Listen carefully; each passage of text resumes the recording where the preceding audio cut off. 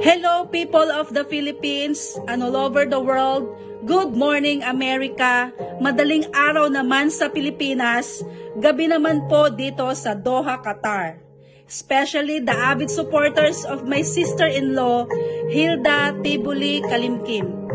I want to congratulate you, Madam Hilda, on the anniversary of your journey as a vlogger and content creator. Ang dedikasyon mo na tumulong, lalong-lalo na sa mga nangangailangan, hindi lang sa buong Pilipinas, is truly commendable. Nakaka-proud bilang kapatid, kaibigan at subscriber mo. May the blessings of Almighty God continue to guide and empower you in your mission of helping others. Ang iyong pagmamahal at pagsusumikap na makatulong sa kapwa ay isang inspirasyon. Keep up the fantastic work and rest assured that we're here to support you every step of the way.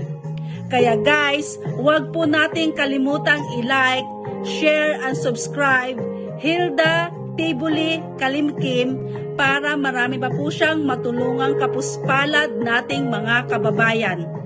Again, congratulations and thank you for all your help and support. We love you all. God bless.